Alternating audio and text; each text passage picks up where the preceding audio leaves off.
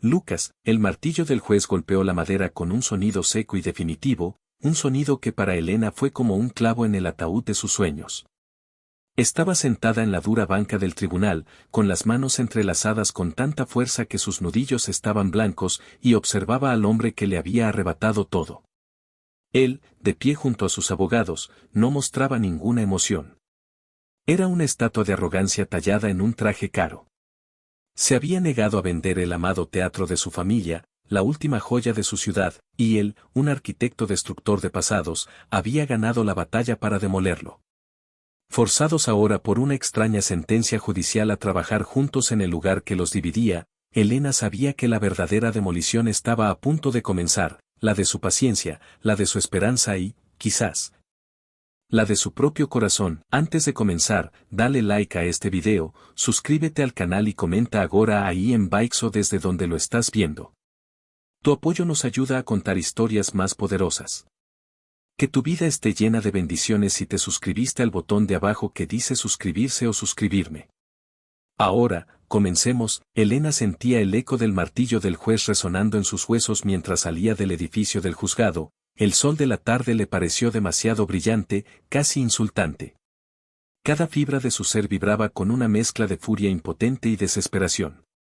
A su lado, Marta, su mentora y la historiadora de la ciudad, una mujer menuda con la fuerza de un roble, le puso una mano reconfortante en el hombro. No es el final, Elena. Es solo un desvío, dijo con una voz suave que contradecía el fuego en sus ojos. Pero para Elena, se sentía como un precipicio. A unos metros de distancia, vio a su adversario. Lucas Montero. El arquitecto estrella, el visionario del futuro, como lo llamaba la prensa. Para ella, era el carnicero de la memoria. Estaba rodeado de su equipo de abogados, todos sonriendo, dándose palmadas en la espalda. Él, sin embargo, no sonreía. Su rostro, increíblemente atractivo con su mandíbula afilada, sus pómulos altos y sus ojos de un azul tan profundo que parecían casi negros, permanecía impasible. Se encontró con la mirada de Elena a través de la multitud, y por un instante, el mundo pareció detenerse. No había triunfo en su mirada, sino algo más, algo frío y calculador que le provocó un escalofrío. Levantó la barbilla en un gesto de desafío silencioso antes de darse la vuelta y marcharse, una pantera de traje oscuro desapareciendo en un coche negro. Ese hombre no tiene alma, murmuró Elena, las palabras cargadas de veneno. Cree que el progreso significa borrar todo lo que vino antes. Entonces tendremos que enseñarle una lección sobre el valor del pasado, replicó Marta. 90 días, Elena. El juez nos ha dado 90 días. Es tiempo más que suficiente para mover montañas, o para cambiar la opinión de un hombre testarudo. La sentencia había sido la comidilla del mundo legal y arquitectónico de la ciudad. Ante el impas, con Elena presentando apelación tras apelación, respaldada por la Sociedad Histórica y Peticiones Ciudadanas, y Lucas Montero, con el respaldo del todopoderoso Consorcio Inversor Horizonte Urbano, presentando informes de inviabilidad estructural, el juez Hernán Pérez, un hombre conocido por sus métodos poco ortodoxos, había dictado una sentencia que nadie esperaba. Ambos, Elena Ríos, historiadora del arte y conservacionista, y Lucas Montero, arquitecto principal del proyecto de la Torre Génesis, debían pasar los siguientes 90 días laborables, de 9 a 5, dentro del Gran Teatro del Sol. Su tarea, elaborar un informe conjunto. Cada uno argumentando su postura, pero basándose en una inspección diaria y colaborativa del edificio. El objetivo del juez, según sus propias palabras, era forzar un diálogo real en lugar de una guerra de papeles. Para Lucas era un retraso absurdo. Para Elena, era su última y más desesperada oportunidad. Al día siguiente, a las 9:05 de la mañana, Elena estaba de pie frente a las majestuosas y decadentes puertas del Gran Teatro del Sol. La fachada, de estilo neoclásico, estaba cubierta de enredaderas y manchada por la contaminación, pero aún conservaba una belleza fantasmal. Las cariátides de piedra que flanqueaban la entrada parecían llorar lágrimas de lluvia sucia. Este lugar era más que un edificio para ella, era su ADN. Su bisabuelo había sido el maestro carpintero que talló los intrincados palcos. Su abuela había sido bailarina principal en su escenario dorado. Cada rincón polvoriento guardaba una historia, un eco de la risa y el aplauso de una ciudad que ahora parecía ansiosa por olvidarlo. Un coche negro y silencioso se detuvo junto a la acera. Lucas Montero salió. Hoy no llevaba traje, sino unos vaqueros oscuros de diseño, una camisa negra de cuello alto y una chaqueta de cuero que probablemente costaba más que el alquiler de Elena de todo un año. Tenía un aspecto irritantemente perfecto. Llevaba una tableta de alta tecnología en una mano y una expresión de profundo fastidio en el rostro. Señorita Ríos, dijo a modo de saludo, su voz era un barítono profundo y resonante que no encajaba con su fría indiferencia. Montero, respondió ella, su tono igualmente gélido. ¿Listo para su clase de historia forzada? Él arqueó una ceja. Estoy aquí para documentar la inevitable decadencia de esta estructura y acelerar el proceso de demolición. Considero esto una pérdida de tiempo monumental, tiempo que mis clientes me pagan a un precio muy alto. Qué pena que el valor del patrimonio cultural no se pueda facturar por horas, replicó ella, dándole la espalda para abrir la pesada puerta de madera con una vieja llave de hierro. El chirrido de los goznes fue como un gemido de protesta. El interior del teatro olía a tiempo. A polvo, a terciopelo húmedo, a madera vieja y a la inconfundible fragancia de los recuerdos abandonados. Un tenue rayo de luz se filtraba a través de un tragaluz sucio en la cúpula, iluminando las motas de polvo que bailaban en el aire como pequeños fantasmas. Las filas de asientos de terciopelo rojo, descoloridos y algunos rotos, se extendían en la penumbra hacia el gran escenario, cuyo telón, de un carmesí regio, colgaba hecho jirones, como una bandera derrotada. Impresionante, murmuró Lucas, pero su tono estaba teñido de sarcasmo. Huele a moho y a litigios perdidos. Elena lo ignoró, encendiendo un interruptor principal cerca de la entrada. Unas pocas luces de trabajo parpadearon y se encendieron, arrojando un resplandor amarillento sobre el vasto espacio, revelando el alcance del abandono. Los dorados de los palcos estaban deslucidos, el yeso del techo se había desprendido en algunos lugares, dejando al descubierto el esqueleto de listones de madera. Mire más allá del polvo, Montero, dijo ella, su voz resonando en el silencio. Mire la acústica de esta sala. Mire la artesanía de la carpintería. Esto no es solo un edificio, es una obra de arte. Es un peligro para la seguridad, la corrigió él, dando un golpecito a una columna con los nudillos. Amianto en el aislamiento, cableado obsoleto, cimientos comprometidos por la humedad. He leído los informes. Esta, obra de arte, es una trampa mortal. Encendió su tableta y empezó a hacer fotos, su cámara emitiendo un pitido clínico que parecía profanar el silencio sagrado. Comencemos con la inspección estructural del vestíbulo. Quiero documentar cada grieta, cada mancha de agua. Comenzaremos por donde yo diga, le espetó Elena, cruzándose de brazos. El juez dijo que esto era una colaboración. Eso significa que no. Eres el jefe aquí. Empezaremos con el escenario. Quiero mostrarte algo. Le lanzó una mirada de desafío que él le devolvió con una de fría diversión, como si estuviera lidiando con una niña caprichosa. Pero después de un momento, hizo un gesto con la mano, como cediendo. Muy bien. Guíe el camino, señorita Ríos. Muéstreme la magia. Subieron los escalones hacia el escenario. El suelo de madera crujía bajo sus pies. Lucas caminaba con una gracia cautelosa, probando cada tabla antes de poner todo su peso sobre ella. Elena, en cambio, se movía con la familiaridad de quien ha nacido allí. Llegó al centro del escenario y se giró hacia el auditorio vacío. Cierre los ojos, Montero, ordenó. Él la miró como si estuviera loca. Disculpe. ¿Ha oído bien? Cierre los ojos. Por un minuto. Deje de ser arquitecto y sea solo una persona. Con un suspiro exagerado de exasperación, él obedeció, probablemente solo para acabar de una vez. Ahora escuche, susurró ella. No el crujido de la madera. Escuche los ecos. ¿Puede oír el murmullo de la multitud antes de que se levante el telón? ¿La orquesta afinando sus instrumentos? ¿La risa de 1000 personas ante una buena comedia? ¿El silencio expectante antes del primer acto de una tragedia? Ella habló, su voz era un hechizo en la quietud, pintando cuadros con palabras.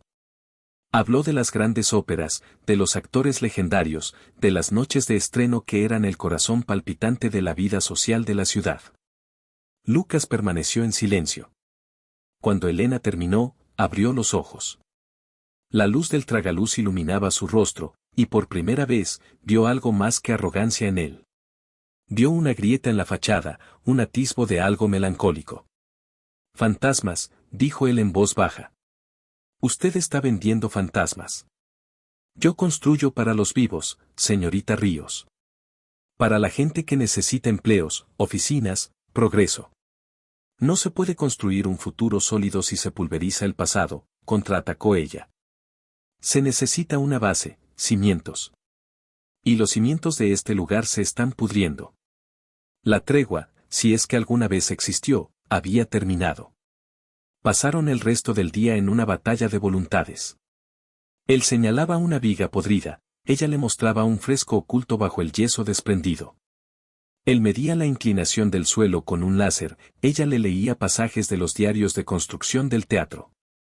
Era agotador y extrañamente estimulante. Discutir con él era como chocar contra una pared de granito, pero de vez en cuando, ella veía un destello de interés en sus ojos cuando le mostraba un detalle arquitectónico único. Una solución de ingeniería ingeniosa para su época. Al final del día, ambos estaban cubiertos de polvo y frustración. Mientras recogían sus cosas, Lucas se detuvo junto a una pared en el pasillo trasero, donde colgaban viejos carteles de obras enmarcados y descoloridos. ¿Qué es esto? Tocó uno que anunciaba el lago de los cisnes, con el nombre de la bailarina principal en letras destacadas, Estela Flores. Mi abuela, dijo Elena en voz baja, acercándose. Era la primera bailarina. Conoció a mi abuelo aquí. Él era violinista en la orquesta. Lucas la miró, luego al cartel, y luego de nuevo a ella. Su mirada era penetrante, analítica, como si estuviera tratando de resolver un rompecabezas. Usted no está luchando solo por un edificio. Está luchando por su historia familiar. No era una pregunta. No veo la diferencia, respondió ella. La historia de este teatro es la historia de cientos de familias, incluida la mía. Y usted quiere demolerlo para construir otra torre de cristal sin alma que podría estar en cualquier ciudad del mundo. La Torre Génesis creará 500 puestos de trabajo permanentes y 1000 durante su construcción, replicó él, su voz volviendo a ser la del hombre de negocios. Eso también es la historia de cientos de familias, señorita Ríos. Familias que necesitan poner comida en la mesa. Sus recuerdos no pagan facturas. Sus palabras eran un golpe bajo, certero y cruel. Elena sintió como si le hubieran abofeteado. Retrocedió un paso, sus ojos brillando de lágrimas no derramadas. No tiene ni idea de lo que significan los recuerdos, susurró. Sin decir una palabra más, se dio la vuelta y se marchó, dejándolo solo en el pasillo oscuro con los fantasmas de su familia. Los días se convirtieron en una rutina de combate. Cada mañana se encontraban en la puerta, intercambiando saludos mordaces, y pasaban 8 horas explorando cada rincón del decrépito teatro. Descubrieron salas olvidadas, un antiguo taller de sastrería con maniquíes sin cabeza cubiertos de sábanas, una pequeña biblioteca musical con partituras amarillentas desintegrándose al tacto. Una tarde, mientras inspeccionaban el sistema de poleas y contrapesos sobre el escenario, un mecanismo complejo y oxidado conocido como el peine, Elena pisó una tabla suelta. Con un crujido ominoso, la madera cedió. Ella gritó, su pierna hundiéndose hasta el muslo, quedando atrapada. Lucas, que estaba a unos metros de distancia, se giró al instante. En una fracción de segundo, la máscara de fría indiferencia desapareció, reemplazada por una alarma genuina. No te muevas, ordenó, su voz retumbando en el espacio cavernoso. Se acercó a ella rápidamente pero con cuidado, distribuyendo su peso sobre las vigas más sólidas. Se arrodilló a su lado, sus manos examinando la situación sin tocarla. Creo que el tobillo está atascado entre 2 vigas. ¿Te duele? Por supuesto que me duele, jadeó ella, tratando de controlar el pánico. Me duele la pierna, me duele la dignidad, y odio este estúpido teatro. Él la ignoró, su mente de ingeniero ya trabajando. Voy a tener que levantar la tabla de al lado para hacer palanca. Pero necesito que te quedes completamente quieta. Si te mueves, podrías desestabilizar toda esta sección. Se quitó la chaqueta de cuero, revelando el contorno de sus hombros y brazos musculosos bajo la camisa negra. Encontró un trozo de tubería de metal y lo usó como palanca. El esfuerzo hizo que los músculos de su espalda se marcaran. A la de 3, voy a levantar. Intenta sacar la pierna con cuidado, sin movimientos bruscos. 1, 2, 3. Con un gruñido, hizo palanca. La madera rechinó. Elena tiró de su pierna, un dolor agudo le recorrió el tobillo, pero estaba libre.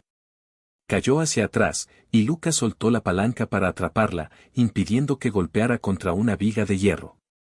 Sus brazos la rodearon, su cuerpo sólido contra la espalda de ella. Por un momento, se quedaron así, en silencio, en medio del polvo y las sombras. El corazón de Elena latía con fuerza contra su pecho, y no estaba segura de si era por el miedo del accidente o por la proximidad inesperada de él. Podía sentir el calor de su cuerpo, el olor de su piel, una mezcla de cuero y algo limpio, masculino. Era la primera vez que se tocaban de una manera que no fuera un roce accidental, y era a la vez desconcertante y extrañamente reconfortante. Él pareció darse cuenta al mismo tiempo. Se aclaró la garganta y la soltó con cuidado. ¿Puedes ponerte de pie? Ella lo intentó, pero un dolor agudo en el tobillo la hizo sisear de dolor. No. Creo que me lo he torcido. Sin decir una palabra, Lucas se agachó, le pasó un brazo por debajo de las rodillas y el otro por la espalda, y la levantó en brazos como si no pesara nada. Oye. ¿Qué haces? Puedo caminar, protestó ella, aunque su protesta carecía de convicción. Su rostro estaba a centímetros del de él, obligada a poner una mano en su hombro para mantener el equilibrio.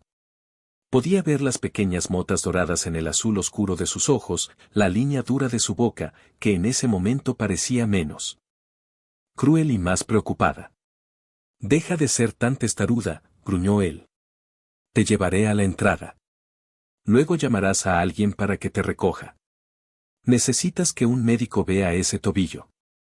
La llevó a través del laberinto de pasillos y escaleras con una facilidad sorprendente. Elena estaba dolorosamente consciente de cada movimiento, del ritmo de su respiración, de la fuerza de los brazos que la sostenían. Se sentía vulnerable, y lo odiaba. Pero también se sentía segura. Una sensación que no había experimentado desde que comenzó esta batalla. La dejó suavemente en un viejo sofá de terciopelo en el vestíbulo. Gracias, murmuró ella, sin mirarlo. Él no respondió.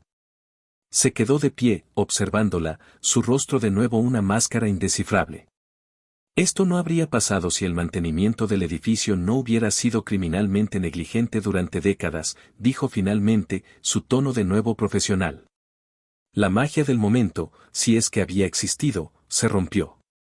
Aquí tienes, continuó, sacando de un pequeño botiquín que tenía en su maletín una venda elástica. Inmovilízalo con esto mientras esperas. Y no vuelvas hasta que un médico te dé el visto bueno. No necesito una demanda por lesiones laborales además de este circo. Le tendió la venda, sus dedos rozaron los de ella, y una pequeña corriente eléctrica pareció pasar entre ellos. Ambos retiraron las manos como si se hubieran quemado. Sin decir nada más, cogió su chaqueta y su tableta y se fue, la pesada puerta del teatro cerrándose tras él con un golpe resonante, dejando a Elena sola en el silencio. Con un tobillo dolorido y una confusión aún más dolorosa en el corazón. Elena estuvo de baja forzosa durante 3 días. 3 días en los que su pequeño apartamento le pareció una jaula. Su tobillo estaba solo levemente esguinzado, pero el médico le había ordenado reposo.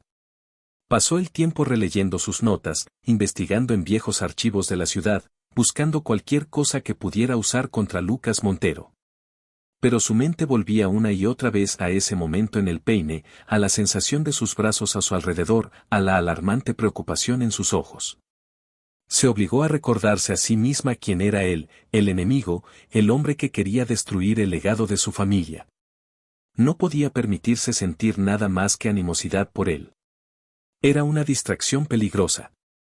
Cuando regresó al teatro el lunes por la mañana, con el tobillo vendado y una leve cojera, lo encontró trabajando en la zona de la orquesta, tomando mediciones con un dispositivo láser. No levantó la vista cuando ella entró. ¿Qué haces aquí?, preguntó, su tono cortante. Creí que te había dicho que no volvieras sin el alta médica. La tengo, mintió ella, agitando un papel que en realidad era una receta médica. Además, no iba a dejarte aquí solo para que declararas el edificio en ruinas sin mi supervisión. Él apagó el láser y se giró para mirarla. La examinó de arriba abajo, su mirada deteniéndose en su tobillo vendado. ¿Cómo está? Bien.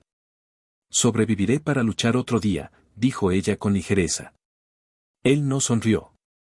No fue una broma, Ríos. Podrías haberte caído 20 metros. Deberías tener más cuidado. Gracias por el consejo paternalista, pero puedo cuidarme sola. El viejo patrón de hostilidad se reafirmó, y ambos parecieron sentirse más cómodos en él. Era un terreno familiar. Pero algo había cambiado. Durante el resto de la semana, Elena notó que él era más cauteloso. A menudo, lo encontraba revisando la estabilidad de una zona antes de que ella entrara, o poniendo cintas de advertencia en las áreas más peligrosas. No lo mencionaba, pero ella lo veía. Un día, lo encontró en la antigua biblioteca musical. No estaba tomando fotos ni midiendo grietas. Estaba sentado en un viejo taburete de piano, pasando con cuidado las páginas de una partitura amarillenta. Estaba tan absorto que no la oyó entrar. ¿Encuentras alguna infracción del código de construcción en la tercera sinfonía de Brahms?, preguntó ella, apoyándose en el marco de la puerta. Él se sobresaltó y dejó la partitura como si lo hubieran pillado haciendo algo prohibido. Solo estaba examinando el nivel de deterioro del papel por la humedad, se defendió, su tono formal de nuevo en su sitio. Claro. Y supongo que estabas tarareando el allegro con brío para comprobar la acústica.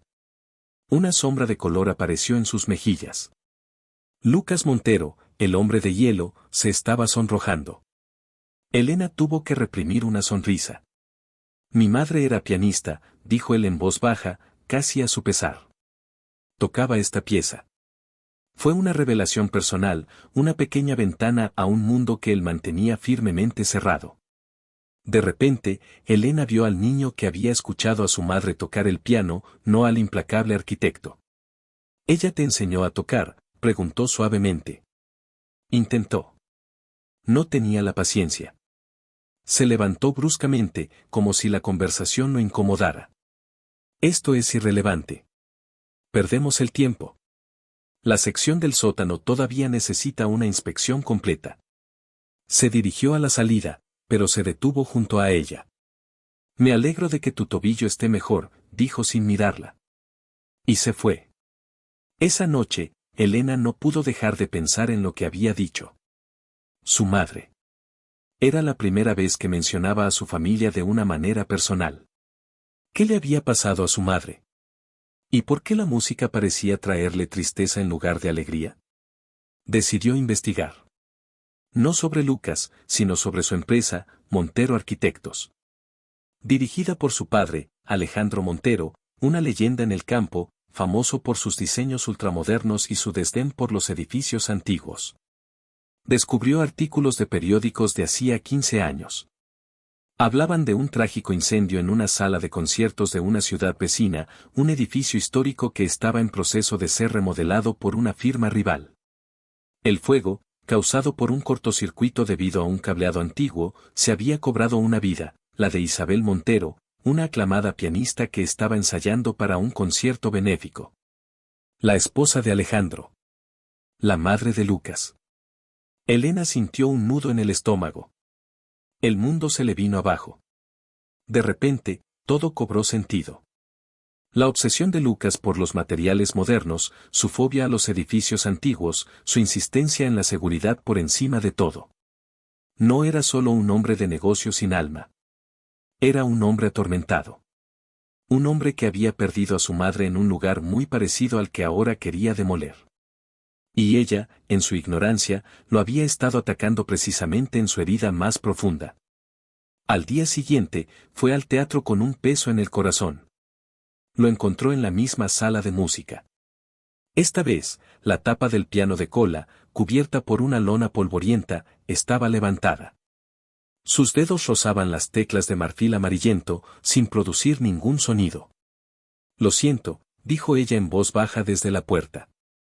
Él se giró, su rostro era una máscara de confusión. ¿Por qué? Por tu madre. He leído lo que pasó. No lo sabía. Él se puso rígido, su cuerpo se convirtió en una sola línea de tensión. Se apartó del piano como si le quemara. Mi vida personal no es asunto suyo. Y ciertamente no tiene nada que ver con este proyecto. Tiene todo que ver, insistió ella, adentrándose en la habitación. Ahora entiendo por qué odias este lugar. ¿Te recuerda a ella? ¿Me recuerda a ella? Su risa fue un sonido amargo, desprovisto de humor. Señorita Ríos, no me recuerda a ella. Me recuerda a su muerte. Me recuerda el olor a humo, la incompetencia de unos restauradores que valoraban más la autenticidad que la seguridad de las personas. Un cableado que debería haber sido reemplazado. Este lugar, dijo, barriendo la habitación con un gesto de desprecio, es exactamente el mismo desastre a punto de ocurrir. Y no voy a quedarme de brazos cruzados mientras la historia se repite. Pero no tiene por qué ser así, replicó ella, su voz llena de una nueva pasión. Podemos hacerlo seguro. Podemos restaurarlo correctamente. Honrar el pasado no significa ignorar las lecciones del presente. Podemos proteger los frescos y reemplazar el cableado. Podemos salvar los palcos y reforzar los cimientos. No tiene que ser una cosa o la otra. Y siempre es una cosa o la otra, gritó él, su control finalmente se rompió. En la vida, hay que elegir. Y yo elijo la seguridad. Elijo el futuro. Elijo la vida por encima de los ladrillos y el yeso. Se quedaron frente a frente, jadeando, la intensidad de sus emociones creando un campo de fuerza entre ellos. Años de dolor y rabia reprimidos emanaban de él en oleadas. Elena, por su parte, sentía una abrumadora ola de compasión mezclada con su propia frustración. Quería gritarle, pero también quería abrazarlo. Fue en ese momento de máxima tensión, con sus defensas bajas y sus almas al descubierto, cuando la puerta de la sala de música se abrió. Un hombre de unos 60 años, elegantemente vestido con un abrigo de cachemira, entró. Su rostro era familiar para Elena por las revistas de sociedad, Mateo Vega, el millonario filántropo, conocido por su amor a las artes. Detrás de él venía Marta, que le sonreía a Elena con aire de triunfo. Elena, querida, dijo Mateo Vega, su voz era cálida y cultivada. Espero no interrumpir. Marta me ha estado contando todo sobre tu valiente lucha por este magnífico lugar. Y he venido a decirte que no estás sola. Se acercó a Elena y le tomó la mano, besando sus nudillos con un gesto galante. Luego, se giró para mirar a Lucas, sus ojos amables endureciéndose ligeramente. He leído los planes de la Torre Génesis. Fría, impersonal. Un monumento al olvido. Pero tu visión, Elena, restaurar este lugar, eso es poesía. Luego, soltó la bomba. Así que he decidido financiar personalmente la restauración completa del Gran Teatro del Sol. Cada centavo que necesites. Mi equipo de abogados ya está redactando una nueva propuesta para el ayuntamiento, una que anula cualquier acuerdo previo con Horizonte Urbano. Lucas se quedó helado, mirando al hombre que acababa de entrar y desmantelar su proyecto, su propósito, con una sonrisa y un cheque en blanco. Pero Elena, que seguía de pie muy cerca de Lucas, vio algo más. Vio la forma en que los ojos de Lucas pasaron de Mateo Vega a la mano de este, que todavía sostenía la de Elena. Vio la mandíbula de Lucas tensarse hasta el punto de que un músculo palpitó en ella. Y en la profundidad de su mirada azul, vio nacer una nueva emoción, una que no tenía nada que ver con la arquitectura ni con el dolor de su pasado. Era oscura, primitiva y feroz. Era pura y absoluta posesión. El hombre que quería demoler el teatro de repente parecía dispuesto a demoler al hombre que intentaba salvarlo, y Elena se dio cuenta, con un nudo en el estómago, de que la batalla por el Gran Teatro del Sol acababa de convertirse en algo mucho más personal y peligroso. La llegada de Mateo Vega lo cambió todo. Fue como encender una cerilla en una habitación llena de gas. El ambiente en el teatro, ya tenso, se volvió volátil. Mateo, con su encanto fácil y su cartera inagotable, se convirtió en una presencia casi constante. Llegaba cada mañana con café y pastas para todos, elogiaba los descubrimientos de Elena y trataba a Lucas con una cortesía condescendiente que era más insultante que cualquier agresión abierta. Señor Montero, admiro su eficiencia, decía Mateo, mientras Lucas documentaba una grieta. Es la clase de habilidad que resulta muy útil para construir centros comerciales. Pero un lugar como este requiere alma, no solo ángulos rectos. Lucas soportaba las pullas con una mandíbula apretada y un silencio glacial. Su furia, sin embargo, no se dirigía a Mateo, al menos no abiertamente. Se canalizaba hacia Elena en forma de un escrutinio implacable. Se volvió más crítico con sus métodos, más cínico con sus esperanzas. ¿De verdad cree que pintar las paredes y cambiar las cortinas va a solucionar la podredumbre de los cimientos, Ríos? Le espetaba. O quizás espera que su mecenas pueda comprar nuevas leyes de la física. Elena, atrapada en el medio, se sentía como si estuviera caminando sobre un campo de minas. Estaba inmensamente agradecida a Mateo. Su apoyo era el milagro que había estado esperando. Le trajo a sus propios ingenieros estructurales, especialistas en conservación, que contradecían sistemáticamente los informes pesimistas de Lucas. El edificio tiene huesos fuertes, señorita Ríos, le aseguró un ingeniero de barba blanca. Solo necesita un tratamiento adecuado. Pero la presencia constante de Mateo era complicada. Él era encantador, inteligente y claramente estaba interesado en algo más que en el teatro.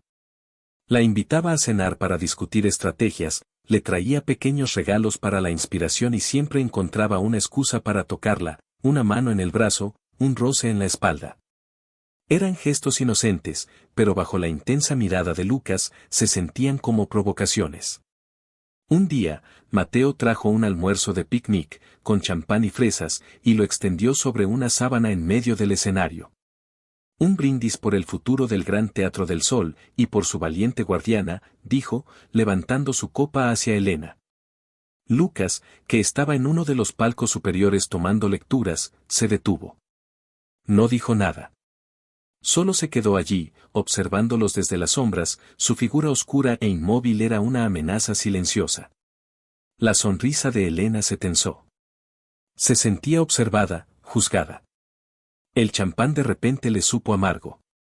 Gracias, Mateo, pero estamos en horario de trabajo, dijo, levantándose. No creo que al juez le guste que organicemos picnics. La tensión entre los dos hombres era tan espesa que se podía cortar con un cuchillo. Mateo representaba todo lo que Lucas despreciaba, el dinero viejo, el sentimentalismo por el pasado, una aproximación al mundo basada en la pasión en lugar de la lógica. Y Lucas, para Mateo, era el símbolo de una modernidad brutal que pisoteaba la belleza en nombre del beneficio. Pero Elena sabía que había algo más profundo. Lo veía en los ojos de Lucas cada vez que Mateo se reía de algo que ella decía. Un día, estaban en el foso de la orquesta, un lugar húmedo y oscuro. Elena estaba examinando los viejos atriles de madera, mientras Mateo le señalaba las posibilidades de una renovación acústica. De repente, una rata, grande como un gato pequeño, salió disparada de debajo de un contrabajo abandonado. Elena soltó un grito y saltó hacia atrás, chocando directamente contra el pecho de Lucas, que había aparecido silenciosamente detrás de ellos. Sus brazos se cerraron instintivamente a su alrededor, una jaula protectora. Su cuerpo era como una roca. Un problema, Vega, gruñó Lucas, su voz era un rumor bajo directamente en el oído de Elena. Su aliento cálido le erizó la piel. Miró por encima de la cabeza de ella a Mateo, y su expresión era tan posesiva, tan territorial, que incluso Mateo, el hombre seguro de sí mismo, pareció desconcertado. Solo una pequeña sorpresa de la fauna local, dijo Mateo, intentando restar importancia al momento. Elena, ¿estás bien?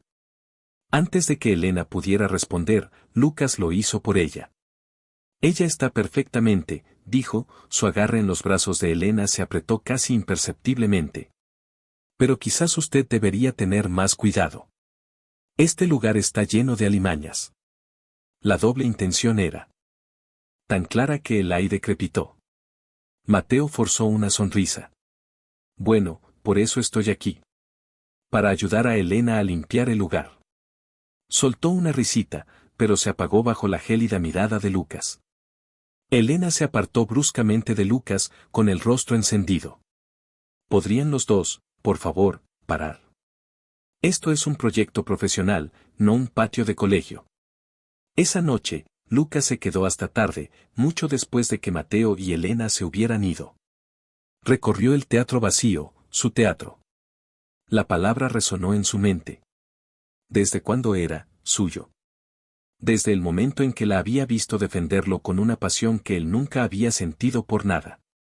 Desde que había imaginado los planos de su torre de cristal y ahora solo podía ver el fantasma del rostro de ella superpuesto sobre ellos. Sabía que sus celos eran irracionales. No tenía ningún derecho sobre Elena. Eran enemigos. Ella representaba todo contra lo que había luchado. Pero verla con Vega, ver cómo él la miraba, cómo ella le sonreía, era como ácido en sus venas. Se dio cuenta, con un horror helado, de que ya no le importaba el teatro. No le importaba la torre. No le importaba el contrato. Lo único que le importaba era la idea insoportable de que Mateo Vega pudiera tener éxito donde él estaba fracasando, en ganar la confianza y el afecto de Elena. El punto de inflexión llegó una semana después. Se desató una tormenta monumental sobre la ciudad, una de esas lluvias torrenciales que parecen querer ahogar el mundo. Elena y Lucas estaban atrapados dentro del teatro, ya que era demasiado peligroso salir. Mateo se había ido justo antes de que empezara lo peor.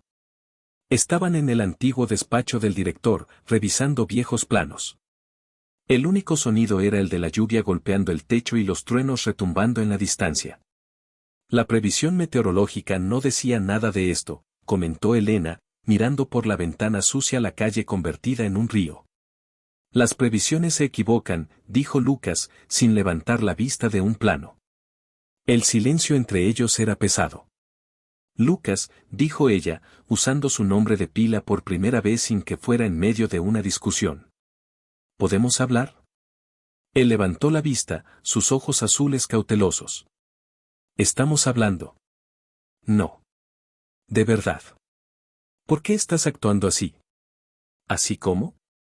Así, dijo ella, haciendo un gesto con la mano. Hostil. Posesivo. Como un perro guardián gruñón. Desde que llegó Mateo. Él dejó los planos sobre la mesa con un golpe seco. Estoy actuando como un profesional que ve cómo su proyecto se ve comprometido por un aficionado con demasiado dinero y un interés poco profesional en su colaboradora. ¿Interés poco profesional? ¿De qué estás hablando? Mateo cree en el proyecto. ¿Solo en el proyecto? La pregunta de Lucas era un latigazo. Se levantó y se acercó a ella. La pequeña oficina pareció encogerse a su alrededor. No seas ingenua, Elena. El hombre quiere algo más que salvar un montón de ladrillos viejos. Te quiere a ti. ¿Y tú? Te dejas cortejar, sonríes, aceptas sus picnics y su champán, todo mientras yo hago el trabajo sucio de señalar los verdaderos problemas de este lugar. ¿Trabajo sucio? Estás tratando de sabotearme.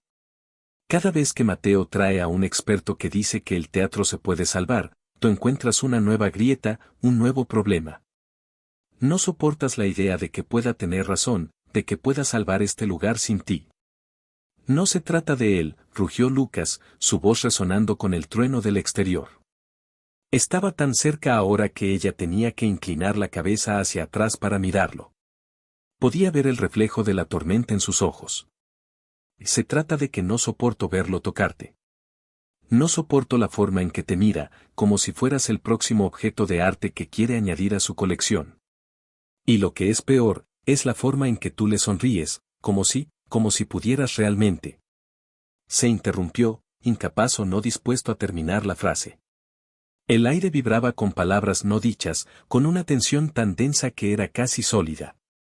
La lluvia arreciaba afuera, un tamborileo frenético que hacía eco del latido del corazón de Elena en sus oídos. ¿Y qué?, susurró ella, su voz temblorosa. ¿Qué te importa a quién le sonrío, Lucas? Él la miró, su pecho subiendo y bajando rápidamente. El tormento en su rostro era tan real, tan crudo, que le rompió el corazón. Me importa, dijo él, su voz era ahora un murmullo ronco y desesperado. Dios, cómo me importa. Y entonces, eliminó el último centímetro que lo separaba. Su boca se estrelló contra la de ella. No fue un beso tierno. Fue un beso de tormenta, un beso de frustración, de celos y de un anhelo que había estado acumulándose durante semanas bajo la superficie de su hostilidad. Era duro, exigente, casi enojado. Sabía a lluvia y a rendición. Elena se quedó paralizada por un instante, sorprendida por la ferocidad del asalto. Pero entonces, algo dentro de ella se rompió. La frustración, la tensión, la atracción prohibida que había estado negando, todo surgió en una oleada abrumadora. Le devolvió el beso con la misma ferocidad, sus manos subieron para enredarse en su pelo, tirando de él, atrayéndolo más cerca. El beso cambió. La ira se disolvió, dejando solo la necesidad. Sus labios se ablandaron, se movieron juntos con un hambre desesperada. Las manos de Lucas se deslizaron desde su rostro hasta su cintura, atrayéndola con fuerza contra su cuerpo. Podía sentir la dureza de sus músculos, el latido de su corazón contra el de ella. Era abrumador, embriagador. Era todo lo que había estado tratando de ignorar. Un relámpago iluminó la habitación, seguido de un trueno ensordecedor que hizo vibrar los cristales de las ventanas. El sonido los hizo separarse, jadeando, con los labios hinchados y los ojos muy abiertos por la conmoción de lo que acababa de suceder. Se miraron el uno al otro en la penumbra, el abismo de su enemistad ahora puenteado por un acto de pasión innegable. Empezó él, pero su voz se apagó. No deberíamos, susurró ella. De repente, oyeron un fuerte crujido sobre sus cabezas, seguido del sonido de algo pesado cayendo. Polvo y pequeños trozos de yeso cayeron del techo. Lucas reaccionó por instinto. Agarró a Elena y la empujó debajo del pesado escritorio de roble del director, cubriéndola con su propio cuerpo un segundo antes de que una sección del techo se derrumbara, cayendo exactamente donde habían estado de pie. La pesada lámpara de araña de cristal se estrelló contra el suelo, convirtiéndose en un millón de fragmentos brillantes. Se quedaron allí, acurrucados en la oscuridad bajo el escritorio, el corazón martilleando al unísono, rodeados por el sonido de la lluvia y los escombros que se asentaban.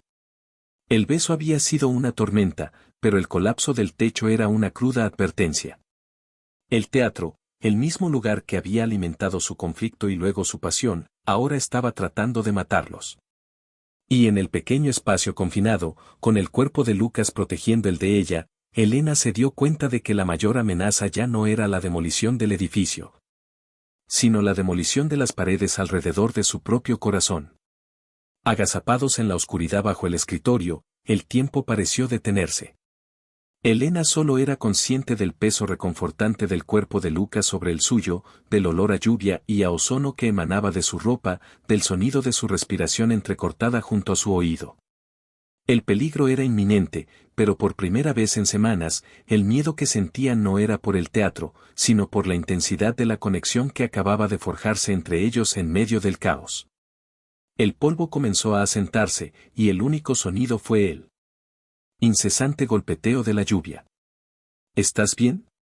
La voz de Lucas era un susurro ronco, casi irreconocible. Su preocupación era tan palpable que era como un toque físico. Sí, respondió ella, su propia voz apenas audible. Gracias a ti. Él se movió lentamente, levantándose lo suficiente para mirar por encima del borde del escritorio. El despacho estaba en ruinas. El agujero en el techo dejaba entrar la lluvia, creando un charco fangoso en el suelo cubierto de cristales rotos y trozos de yeso. No nos movemos, dijo él, su tono volviendo a ser el del profesional en control. No sabemos qué tan estable es el resto de la estructura. Su cuerpo todavía la cubría parcialmente, y Elena sintió una extraña renuencia a que se apartara. La intimidad forzada de su escondite era un capullo surrealista en medio de la destrucción. Se quedaron así, en silencio, durante varios minutos. El beso seguía flotando entre ellos, cargado de electricidad. Era lo único en lo que Elena podía pensar. Lucas. Sí. ¿Por qué? No necesitaba especificar la pregunta. Él lo sabía. Tardó un largo momento en responder. No lo sé, dijo finalmente, y sonó frustrado, confundido. O quizás sí lo sé, pero no debería. Somos opuestos en todo. Tú vives para preservar el pasado. Yo vivo para construir el futuro. No tiene ningún sentido. Lo sé, susurró ella. Y entonces, él dijo algo que la dejó sin aliento. Pero cuando estoy cerca de ti, todo lo que creo, todas mis reglas, dejan de tener sentido. Solo, te siento a ti. Y es la cosa más real que he sentido en años. Su confesión, desnuda y vulnerable, la golpeó con más fuerza que el derrumbe del techo. Abrió la boca para responder, para decirle que sentía lo mismo, que él la hacía sentir viva de una manera que la asustaba y la emocionaba a partes iguales. Pero en ese momento, oyeron voces en el pasillo. Elena. Lucas. ¿Están ahí? Era la voz de Mateo Vega. Oh, Dios mío, miren esto, exclamó otra voz, la de uno de sus ingenieros. Lucas se tensó sobre ella. Se apartó rápidamente, como si el contacto le quemara, y salió de debajo del escritorio. Elena lo siguió, parpadeando ante la luz de las potentes linternas que llevaban Mateo y su equipo. Mateo corrió hacia ella, su rostro una máscara de preocupación. Elena. Casi me muero de preocupación. Conduje de vuelta en cuanto pude. ¿Estás herida? La tomó por los hombros, examinándola. Lucas, a un par de metros de distancia, observaba la escena con una expresión de piedra. Sus ojos se clavaron en las manos de Mateo sobre los brazos de Elena, y el calor del momento íntimo bajo el escritorio se evaporó, reemplazado por un frío polar. Estamos bien, dijo Elena, apartándose suavemente de Mateo. El techo cedió. Lucas me apartó a tiempo. Mateo miró a Lucas, y por primera vez, había algo más que condescendencia en su mirada. Era un atisbo de respeto a regañadiente. Bueno, entonces le debemos las gracias, Montero. Solo hacía lo que era lógico en una situación de riesgo estructural, respondió Lucas, su tono era glacial. Se giró, sacó su tableta, que milagrosamente había sobrevivido en su bolsillo, y empezó a documentar los daños, retirándose de nuevo a su caparazón profesional. El incidente se convirtió en una munición más en su guerra. Para Lucas, era la prueba definitiva de que el teatro era una trampa mortal. Esto es homicidio negligente a punto de ocurrir, argumentó en su siguiente reunión con los abogados. La lluvia fue la gota que colmó el vaso. La estructura está comprometida. Para el equipo de Mateo, era una señal de que la restauración debía empezar de inmediato. Esto demuestra la urgencia, contraargumentó el ingeniero de Vega. Una reparación adecuada del techo y un sistema de drenaje habrían evitado esto. La relación entre Elena y Lucas después del derrumbe y el beso se volvió aún más complicada. Se evitaban, comunicándose solo cuando era estrictamente necesario. Pero el aire entre ellos estaba cargado de una conciencia mutua que era casi insoportable. Cuando sus miradas se cruzaban, el recuerdo de sus labios juntos, del miedo y la protección, volvía con fuerza. Era una cuerda invisible que los unía, tensa hasta el punto de romperse. Una mañana, Elena llegó temprano y encontró a Lucas ya allí, examinando los escombros del despacho. Se dio cuenta de que algo andaba mal. Él estaba mirando un trozo de viga de madera con una intensidad inusual. ¿Qué pasa?, preguntó ella. Él no respondió de inmediato. Señaló un punto en la madera. Mira esto. Elena se acercó. En la madera astillada, vio un corte. No era una rotura natural por la podredumbre o el peso. Era un corte limpio, casi quirúrgico, hecho con una sierra. Y estaba disimulado para que pareciera una grieta antigua. Alguien cortó esta viga, susurró Lucas, su voz grave. Deliberadamente. La debilitaron para que se diera con el peso extra del agua de lluvia. Se miraron el uno al otro, la comprensión y el horror creciendo en sus ojos.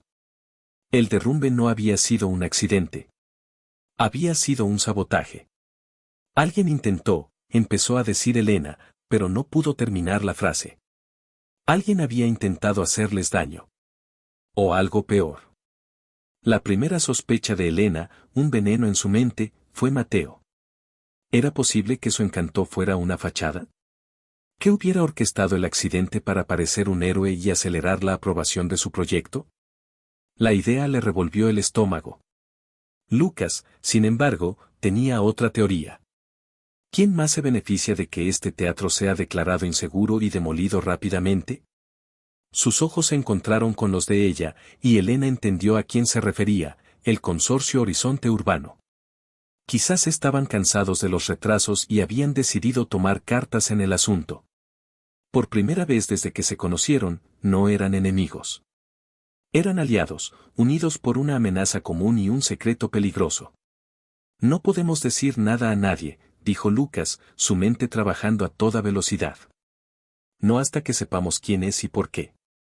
Si sospechan que lo sabemos, podrían intentarlo de nuevo, y de forma más directa. Entonces, ¿qué hacemos?, preguntó Elena. Seguimos como hasta ahora, respondió él. Seguimos discutiendo. Seguimos siendo enemigos a los ojos de todos. Mientras tanto, investigamos. Tú buscas en los archivos del teatro. Cualquier cosa inusual. Antiguos empleados resentidos, disputas, cualquier cosa. Yo investigaré a Horizonte Urbano desde dentro. Veré si hay alguna división, alguien que esté presionando más de la cuenta.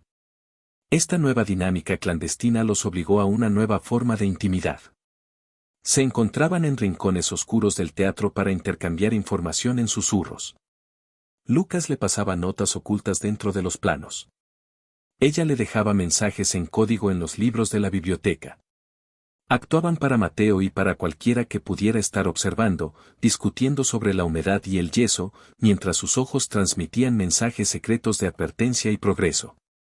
Una noche, se quedaron después de que todos se hubieran ido, con el pretexto de catalogar los daños.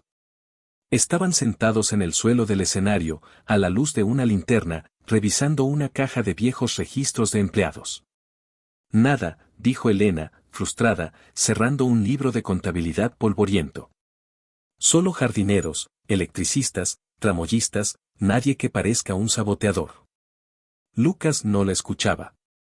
Estaba mirando su perfil a la luz temblorosa de la linterna, la forma en que iluminaba el polvo en su pelo, la curva de su cuello. Tenemos que hablar de ello, Elena, dijo en voz baja. Ella supo inmediatamente a qué se refería. El beso. ¿Qué hay que decir? Fue, la tormenta, la tensión. No fue la tormenta, la interrumpió él. Se acercó a ella, moviéndose lentamente, como si no quisiera asustarla. Y si lo fue, entonces todavía estamos en medio de ella. Su mano se levantó y le acarició la mejilla, su pulgar rozando suavemente su labio inferior. Dime que no sentiste nada, Elena. Mírame a los ojos y dime que cuando te besé, no fue lo único que tenía sentido en todo este maldito lío. Si puedes hacer eso, te prometo que nunca volveré a mencionarlo. Ella levantó la vista hacia él. Sus ojos azules, a la luz de la linterna, eran profundos y serios. El mundo exterior, con sus saboteadores y sus mecenas, se desvaneció. Solo estaban ellos dos, en el escenario vacío. No podía mentir. No a él. No sobre esto. No puedo, susurró ella. Fue toda la confesión que él necesitó. Se inclinó y la besó de nuevo. Esta vez, no hubo ira ni desesperación. Fue un beso lento, tierno, lleno de todas las preguntas y emociones que habían estado reprimiendo. Fue un beso de reconocimiento, de dos almas que se habían encontrado en el campo de batalla y habían descubierto que estaban luchando en el mismo bando. Se separaron lentamente. Él apoyó su frente contra la de ella. Esto es una locura, susurró él. Tú eres lo último que debería querer. Eres caótica, terca, y estás obsesionada con un montón de ladrillos que se caen a pedazos. Y tú eres arrogante, cínico y te vistes como si fueras a un funeral todos los días, replicó ella con una media sonrisa. Y sin embargo, empezó a decir él. Y sin embargo, terminó ella. Su investigación continuó, ahora impulsada por una nueva urgencia. Querían resolver el misterio no solo para salvar el teatro y sus vidas, sino para poder explorar lo que estaban haciendo entre ellos, lejos de las sombras de la sospecha. Fue Elena quien encontró la pista clave. En un viejo baúl de disfraces en el ático, encontró un doble fondo. Dentro, había un pequeño diario perteneciente a un antiguo tramoyista llamado Simón Vargas, despedido 30 años atrás. El diario detallaba su amargura, su sensación de haber sido traicionado por la familia Ríos, a quienes culpaba de su despido por un pequeño error. Pero lo más importante era que el diario mencionaba a su hijo, un joven ambicioso y resentido que había jurado vengar la injusticia cometida contra su padre. Elena buscó el nombre del hijo en los registros de la ciudad. Y su sangre se heló. El hijo de Simón Vargas, ahora un hombre de negocios de mediana edad, era miembro del Consejo de Administración de Horizonte Urbano. Se llamaba Ricardo Vargas. Mientras tanto, Lucas había descubierto por sus propios medios que Ricardo Vargas había estado presionando agresivamente para la demolición, mucho más que el resto del consejo. Incluso había comprado en secreto una cantidad significativa de acciones, lo que le daría un beneficio masivo si la Torre Génesis se construía. Lo tenía todo. Un motivo personal de venganza contra la familia de Elena y un motivo financiero. Él era su saboteador. Tenían que tener cuidado. Vargas era un hombre poderoso y, como habían descubierto, peligroso. Decidieron que la mejor manera de exponerlo era atraparlo en el acto. Necesitamos pruebas, dijo Lucas. Algo irrefutable. Planearon una trampa. Anunciarían a través de Marta y los círculos de la alta sociedad que Mateo Vega había donado una cantidad de dinero tan grande que la restauración comenzaría de inmediato, con una ceremonia de inauguración en una semana. Su teoría era que esto obligaría a Vargas a actuar de forma desesperada para causar un daño irreparable al teatro antes de que eso ocurriera. Instalaron cámaras de seguridad ocultas en todo el edificio, conectadas a un monitor en una pequeña sala de calderas en el sótano que se convirtió en su cuartel general secreto. Y luego, esperaron. Las noches eran las más difíciles. Se turnaban para vigilar los monitores. Una noche, mientras compartían un termo de café en la fría sala de calderas, Elena se quedó dormida, su cabeza cayó sobre el hombro de Lucas. Él se quedó inmóvil, sin querer despertarla. La observó dormir, su rostro relajado y vulnerable. Sintió una oleada de ternura tan abrumadora que le dolió. Con mucho cuidado, la rodeó con el brazo y la acercó más, protegiéndola del frío del sótano. Se dio cuenta en ese momento de que su vida se había dividido en dos, antes de Elena y después de Elena. Antes, todo había sido blanco y negro, lógica y estructura. Ella lo había inundado de color, de caos, de emoción. Y aunque le aterrorizaba, no podía imaginar volver a la existencia gris de antes. Ella se despertó un par de horas después y se dio cuenta de su posición. Se sonrojó y empezó a disculparse. Él simplemente le puso un dedo en los labios. No digas nada, susurró. Y en el resplandor parpadeante de las pantallas de seguridad, volvieron a besarse, esta vez con la certeza silenciosa de que, pasara lo que pasara, estaban juntos en esto. La noche antes de la supuesta ceremonia, la trampa funcionó. En los monitores, vieron una figura solitaria entrar en el teatro, usando una llave que no debería tener. Era Ricardo Vargas. Lo vieron moverse con confianza por el edificio, dirigiéndose al sótano. Llevaba una bolsa de lona. Va a por los cimientos, susurró Lucas. Probablemente con algún tipo de acelerante químico o explosivo. Ya habían alertado a la policía, que estaba esperando discretamente fuera del edificio. Su plan era dejar que Vargas colocara sus dispositivos y luego atraparlo con las manos en la masa. Pero Vargas era astuto. Al parecer, sintió que algo no iba bien. Se detuvo en mitad de su trabajo, miró a su alrededor y luego directamente a una de las cámaras ocultas. Su rostro en el monitor se torció en una sonrisa cruel. Sacó un teléfono. Unos segundos después, el teléfono de Lucas sonó. Era un número desconocido. Lo puso en altavoz. Astutos, Montero, dijo la voz de Vargas, metálica y llena de rabia. Pero no lo suficiente. Han puesto una bonita trampa para mí. Pero se han olvidado de un pequeño detalle, yo también tenía un plan B. Hubo una pausa. Supongo que ambos han estado demasiado ocupados mirándose a los ojos para darse cuenta de que no he estado trabajando solo. En uno de los monitores, una nueva figura entró en el campo de visión. Se acercaba al sótano, pero desde un pasillo diferente. Llevaba una máscara, pero la forma de moverse, el caro abrigo, era inconfundible. Elena ahogó un grito. Era Mateo Vega. Te está utilizando desde el principio, Elena, se burló la voz de Vargas. Se asoció conmigo. Yo le doy información privilegiada sobre el proyecto de Horizonte y él me ayuda a deshacerme de este montón de basura para poder construir su propio y pretencioso centro de artes. Los dos ganamos. Mateo llegó junto a Vargas. Llevaba un detonador en la mano. Y ahora, continuó Vargas por el teléfono, gracias a su pequeña y romántica vigilancia, los tengo a los dos exactamente donde quería.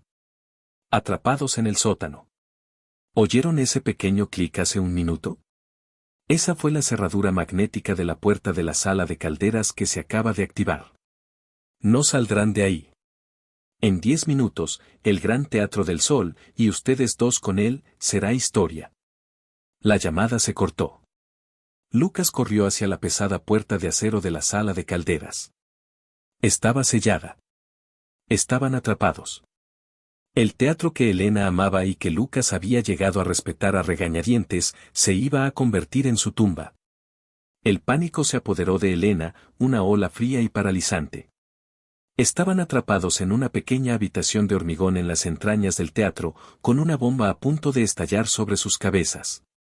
Las sonrisas encantadoras de Mateo, su apasionada defensa del arte, todo había sido una mentira, una máscara para su propia y retorcida ambición. Se sentía increíblemente estúpida, ingenua. Lo siento, susurró, apoyándose contra la pared fría, las piernas temblándole. Confié en él. Te puse en peligro. Lucas se giró desde la puerta, su rostro estaba sombrío pero no había ni rastro de recriminación en sus ojos. Cruzó la pequeña habitación y la tomó por los hombros, obligándola a mirarlo. No. No tienes nada por lo que disculparte, dijo, su voz firme, un ancla en el caos. Ambos confiamos en lo que queríamos ver. Tuviste a un salvador para tu teatro. Yo vi a un rival por tu atención. Ninguno de los dos vio al verdadero monstruo. Estamos juntos en esto, ¿recuerdas? Sus palabras la calmaron. La sensación de culpa se disipó, reemplazada por una determinación sombría. Asintió. 10 minutos, dijo él, mirando su reloj. Su cerebro de arquitecto se puso en marcha, evaluando el entorno, buscando una salida, cualquier salida. La puerta es de acero macizo, imposible de forzar sin equipo pesado. Las paredes son de hormigón reforzado. Su mirada se dirigió hacia arriba, hacia una pequeña rejilla de ventilación cerca del techo. Era demasiado pequeña para que él pasara. Pero no para ti, dijo, mirándola. Podrías caber. ¿Y tú? No te voy a dejar aquí, dijo ella al instante, el terror de la idea era más fuerte que el miedo a la bomba. Elena, escúchame. No hay tiempo para discutir. Tienes que subir allí, seguir el conducto de ventilación. Debería llevarte a uno de los pasillos de servicio del primer nivel. Una vez que estés fuera, corre. Aléjate todo lo que puedas del edificio. Avisa a la policía que está fuera. Diles lo que ha pasado. Él ya estaba arrastrando una vieja caja de metal debajo de la rejilla. Sube, ordenó. Ella no se movió. No sin ti. La terquedad brilló en sus ojos. Él la agarró por los brazos, su expresión era una mezcla de desesperación y una ternura feroz. Por una vez en tu vida, Elena, haz lo que te digo sin discutir, suplicó, su voz se quebró ligeramente. No puedo perderte. No así. Por favor. Fue el por favor lo que la rompió. El gran Lucas Montero, el hombre que nunca cedía, estaba suplicando. Se subió a la caja, con las lágrimas corriendo por su rostro. Te sacaré de aquí, juró ella. Encontraré una manera. Él le dio un beso rápido y duro. Solo sal. Vive, Elena. Construye algo hermoso. Le dio un impulso para ayudarla a alcanzar la rejilla. Con sus herramientas, logró quitar los tornillos oxidados. El espacio era claustrofóbico y oscuro. Miró hacia abajo una última vez.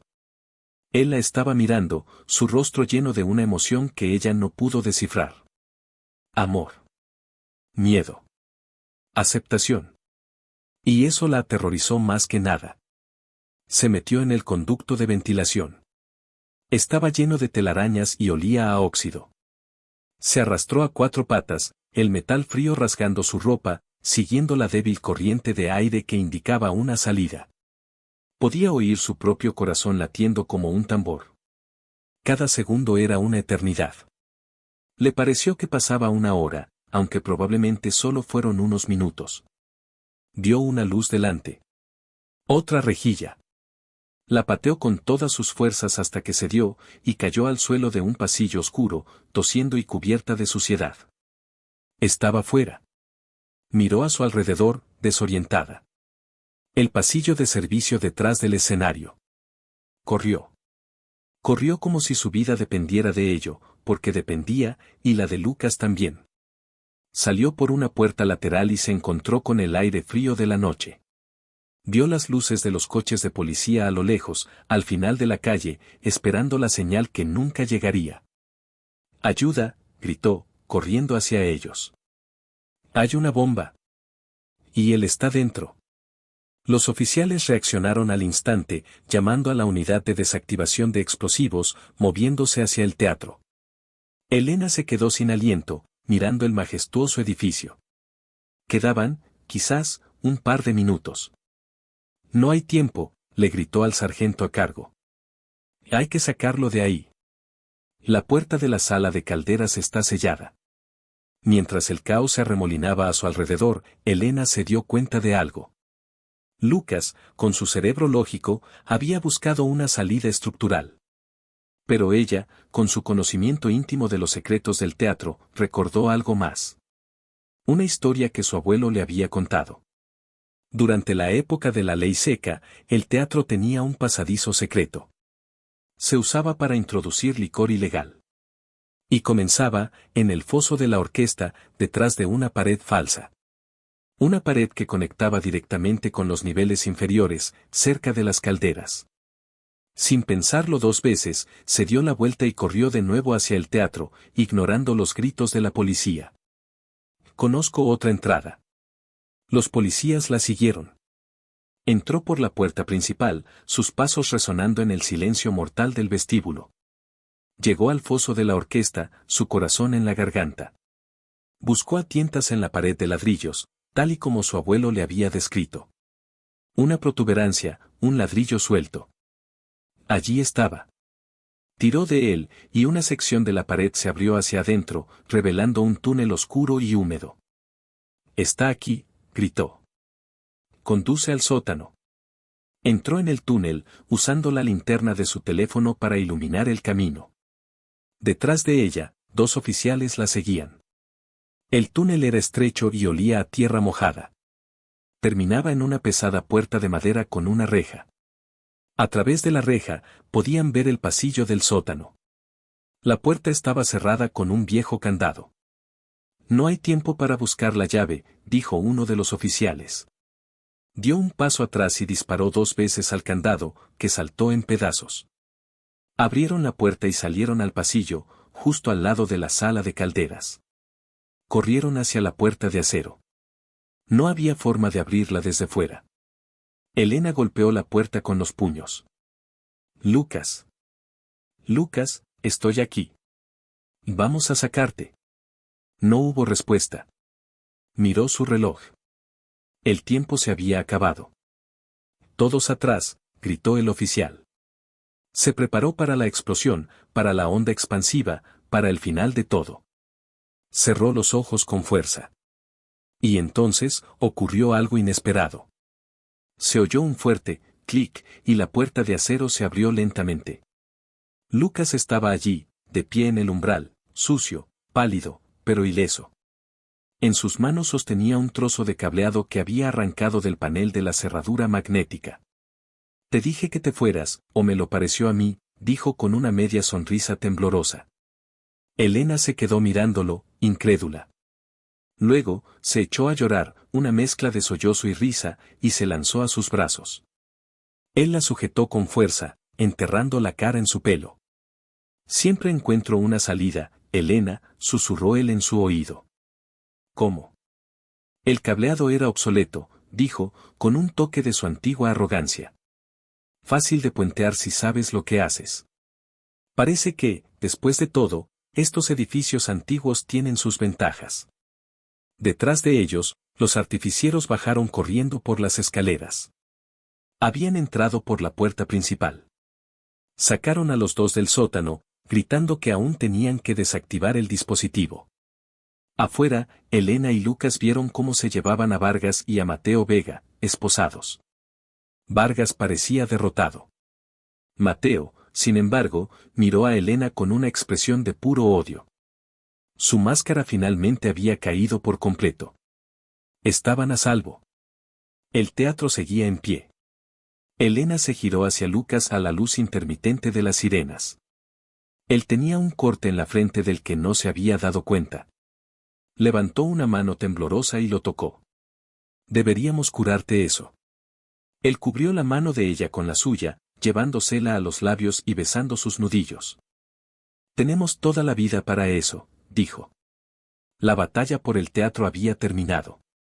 La verdadera tarea, la de reconstruir no solo los muros de un edificio, sino también los de dos vidas que se habían encontrado en medio de las ruinas, acababa de empezar. Las secuelas de esa noche explosiva dejaron una marca indeleble en la ciudad y, más profundamente, en las vidas de Elena y Lucas. El arresto de Ricardo Vargas y, más sorprendentemente, del amado filántropo Mateo Vega, fue un escándalo que ocupó los titulares durante semanas. La historia del complot, el sabotaje y el intento de asesinato en el Gran Teatro del Sol era tan dramática que parecía sacada de una de las óperas que se representaban antiguamente en su escenario. Elena y Lucas se convirtieron en héroes locales a su pesar. Fueron interrogados durante horas por la policía, dieron declaraciones y sus rostros aparecieron en todos los periódicos. De repente, la conservacionista obstinada y el arquitecto despiadado eran el dúo dinámico que había salvado un monumento histórico y expuesto una peligrosa conspiración. Esta nueva fama los unió en público, pero en privado, creó una distancia inesperada. Después de la adrenalina y el terror, la calma que siguió fue desconcertante. Volvieron a sus propios apartamentos, a sus propias vidas, y el silencio entre ellos era ensordecedor. La intimidad forjada en el peligro y los sótanos oscuros se sentía extraña y frágil a la luz del día. Se hablaban por teléfono, conversaciones cortas y torpes. ¿Cómo estás? Bien. Cansada. ¿Y tú? La pregunta que ambos querían hacer, y ahora que, flotaba entre ellos, demasiado grande, demasiado aterradora para ser formulada. Fue Lucas quien rompió el hielo. Apareció en la puerta de Elena una semana después, sin avisar. Llevaba unos vaqueros y una simple camiseta gris, y parecía más joven, menos intimidante. En sus manos, sostenía 2 cafés para llevar y una caja de pasteles. Pensé que necesitábamos hablar, dijo simplemente. Elena lo dejó entrar. Su pequeño apartamento, normalmente un refugio de calma creativa, todavía se sentía tenso por los acontecimientos recientes. Se sentaron en su pequeño balcón, que daba a un tranquilo patio trasero. Horizonte Urbano ha cancelado el contrato de la Torre Génesis, dijo Lucas, mirando la taza de café que tenía entre las manos. La publicidad negativa era demasiado para ellos. Y mi padre, bueno, digamos que hemos tenido una larga conversación. Levantó la vista hacia ella. He dimitido de Montero Arquitectos. Elena se quedó sin aliento. Lucas, ¿por qué? Era tu vida. No. Era la vida de mi padre, la corrigió suavemente. Era su visión, su miedo proyectado en mí. Quería construir edificios tan nuevos y sólidos que ningún fantasma pudiera habitarlos. Y yo lo seguí, ciegamente. Hasta que conocí a la guardiana de los fantasmas. Una pequeña sonrisa apareció en su rostro. Me has enseñado algo, Elena. Algo que debería haber sabido desde el principio. El futuro no significa borrar el pasado. Significa aprender de él, construir sobre él. ¿Qué vas a hacer ahora?, preguntó ella. Por primera vez en mi vida, no tengo un plano. Es aterrador. Y es la sensación más liberadora que he conocido. Hubo un silencio confortable. El sol de la mañana calentaba sus rostros. ¿Y tú, qué harás ahora?, preguntó él. El ayuntamiento ha aprobado la restauración, dijo ella, una sonrisa iluminando finalmente su rostro. Marta y yo estamos formando un comité. Va a ser mucho trabajo. Necesitarás un arquitecto, dijo Lucas en voz baja, casi tímidamente. Uno que entienda la importancia de preservar el alma de un edificio. Uno que sepa cómo hacer que los cimientos sean seguros sin destruir la historia que contienen. Conozco a alguien que podría estar interesado. Elena lo miró, y su corazón se llenó de una calidez que no tenía nada que ver con el sol. Vio al hombre que había suplicado por su vida, que la había protegido con su cuerpo, que había desarmado una cerradura magnética y que ahora estaba ofreciendo reconstruir no solo su teatro, sino también a sí mismo. Sí. Y este arquitecto es bueno, bromeó ella, con la voz cargada de emoción. He oído que tiene sus momentos, respondió él, su sonrisa se ensanchó. Pero necesita una supervisión estricta de una historiadora increíblemente terca. Y así comenzó un nuevo capítulo. Lucas abrió su propio estudio de arquitectura, uno pequeño, centrado en la renovación sostenible y la integración de lo antiguo y lo nuevo. Su primer y único proyecto durante mucho tiempo fue la restauración del Gran Teatro del Sol. Trabajar juntos ya no era una batalla. Era una danza. Por supuesto, discutían. Discutían sobre el tipo de madera para el suelo del escenario, sobre la paleta de colores para los frescos del techo, sobre el diseño de las nuevas lámparas que imitarían el estilo antiguo. Pero ahora sus discusiones estaban llenas de risas y de un respeto mutuo. Eran la pareja más extraña y perfecta, la soñadora y el pragmático, la artista y el ingeniero. Juntos, crearon algo más hermoso de lo que cualquiera de los dos podría haber imaginado por separado. Una tarde, varios meses después de iniciada la obra, Lucas la llevó al Peine, el lugar donde ella casi se había caído. Los trabajadores habían reemplazado todas las tablas podridas, ahora era una sólida red de vigas y plataformas seguras. Quería reemplazar un mal recuerdo por uno bueno, dijo. El sol se estaba poniendo, y sus rayos se filtraban por las ventanas altas del teatro, creando patrones dorados en el polvo que aún flotaba en el aire. Desde allí arriba, tenían una vista de pájaro de todo el auditorio. Se sentía como estar en la cima del mundo.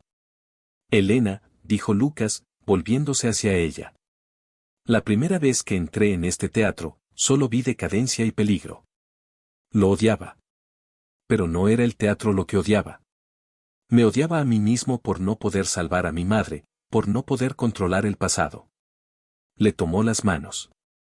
Tú me enseñaste que el pasado no es algo que se controla o se destruye. Es algo que se honra. Que se entiende. Y, a veces, que se repite de la mejor manera posible. De su bolsillo, sacó una pequeña caja de terciopelo. Elena sintió que se le detenía el corazón. Mi abuelo era violinista. Conoció a mi abuela, una bailarina, en un teatro como este, dijo ella, con los ojos llenos de lágrimas, adivinando a dónde quería llegar. Mi madre era pianista. Amaba la música que llenaba salas como esta, dijo él, su propia voz ronca por la emoción. Abrió la caja. Dentro, había un anillo. No era un diamante enorme y ostentoso. Era una delicada pieza de platino de estilo antiguo, con un pequeño zafiro azul, del color exacto de sus ojos. No quiero demoler tu pasado, Elena. Quiero construir un futuro contigo, sobre los cimientos de todo lo que somos. Cásate conmigo. Discute conmigo sobre el color de la pintura, ten hijos conmigo que correteen por estos pasillos, y ayúdame a llenar esta vieja casa de nueva vida, de nueva música. Elena no podía hablar. Solo pudo sentir, las lágrimas corriendo libremente por su rostro. Él deslizó el anillo en su dedo, y encajaba a la perfección. Se besaron, allí arriba, en el peine del Gran Teatro del Sol, rodeados por los fantasmas de todas las historias de amor que esas paredes habían presenciado, y se convirtieron en una más de ellas. 2 años después, la noche de la gran reapertura del Gran Teatro del Sol fue el acontecimiento social de la década. El edificio era una visión. La fachada había sido limpiada, los frescos restaurados a su gloria original, las butacas de terciopelo rojo eran lujosas y nuevas, pero todo el espíritu, toda el alma del viejo teatro, seguía allí, brillando más que nunca. Elena y Lucas estaban de pie en el vestíbulo abarrotado, recibiendo felicitaciones de todos. Elena llevaba un vestido de noche de color verde esmeralda que resaltaba el brillo de sus ojos. Estaba visiblemente embarazada de 6 meses, y su mano a menudo iba a descansar sobre su vientre redondeado. Lucas, a su lado, con un smoking impecable, nunca la soltaba, su brazo la rodeaba protectoramente. Marta, con lágrimas en los ojos, los abrazó a ambos. Su bisabuelo estaría muy orgulloso, querida. Ambos, dijo, mirando a Lucas con una cálida sonrisa. La primera representación fue un concierto de gala con la Orquesta Sinfónica de la ciudad. Elena y Lucas se sentaron en el palco del director, el mismo desde el que su familia había visto tantas obras. Cuando el director levantó la batuta y sonó la primera nota, una pieza de Brahms, la acústica de la sala era perfecta. El sonido llenó el espacio, cálido, rico y envolvente. Lucas tomó la mano de Elena y la apretó. Ella apoyó la cabeza en su hombro, sintiendo el leve movimiento de su hijo dentro de ella, como si también respondiera a la música. Miraron a su alrededor, la luz de las lámparas de araña, el público embelesado, la belleza que habían rescatado de las ruinas. Más tarde esa noche, después de que los últimos invitados se fueran, se quedaron solos en el escenario vacío. Las luces de trabajo proyectaban largas sombras. Lo hicimos, susurró Elena, su voz resonando en el silencio. Sí, dijo Lucas. La giró para que quedara frente a él y puso sus manos suavemente sobre su vientre. Y esto es solo el primer acto. La historia de Elena y Lucas se convirtió en una leyenda local, contada a los niños como un cuento de hadas moderno. El arquitecto que vino a destruir y la historiadora que defendió la memoria. Pero ellos sabían que la historia real era más complicada, más profunda. No se trataba de edificios, sino de personas. Se trataba de encontrar el valor para derribar no las paredes de ladrillo, sino las paredes alrededor del corazón. Se trataba de entender que las cicatrices del pasado no son una debilidad, sino un mapa que nos guía hacia quienes estamos destinados a ser. Y sobre todo, se trataba de descubrir que el hogar más verdadero no es un lugar que se encuentra en un mapa, sino uno que se construye, viga a viga, beso a beso, en el corazón de la persona que amas. 2 años después de esa noche mágica, el teatro era el vibrante corazón de la ciudad. Pero para Elena y Lucas, su lugar favorito era su casa en las afueras, un lugar lleno de luz y de los sonidos de la vida. Su hijo, Leo, de poco más de 1 año, con el pelo oscuro de su madre y los serios ojos azules de su padre, daba sus primeros pasos vacilantes por el salón, persiguiendo un rayo de sol. Elena estaba sentada en el sofá, con su hija recién nacida, Isabel, durmiendo pacíficamente en sus brazos. Lucas entró desde su estudio en casa, con un lápiz detrás de la oreja y una expresión de felicidad serena. Se sentó junto a Elena y la rodeó con el brazo, mirando a sus hijos, a su familia, a su mundo. ¿En qué piensas?, preguntó ella en voz baja. Él sonrió, besando su frente. Estaba pensando en los cimientos. En lo importante que son. Y en que los nuestros, dijo, mirando de su esposa a sus hijos y a la vida que habían construido, son los más fuertes del mundo. Él juró demoler un pasado que lo atormentaba, por un orgullo ciego y un miedo disfrazado de lógica, creyendo que solo lo nuevo y brillante tenía valor. Pero cuando la vio luchar por la belleza en las ruinas, cuando su pasión y su terquedad lo forzaron a mirar más allá de la superficie, los celos y un amor inesperado le enseñaron la lección más dura de su vida. La historia de Lucas y Helena es un poderoso recordatorio de que el verdadero valor de nuestro legado no reside en borrar lo que fuimos, sino en tener el coraje de integrarlo, con todas sus imperfecciones, a lo que estamos destinados a ser. A veces, las segundas oportunidades no son para construir algo desde cero, sino para restaurar, a través del amor y el perdón, la belleza que siempre estuvo ahí, esperando ser rescatada. Y si te gustó, no olvides darle a me gusta, comentar y suscribirte al canal.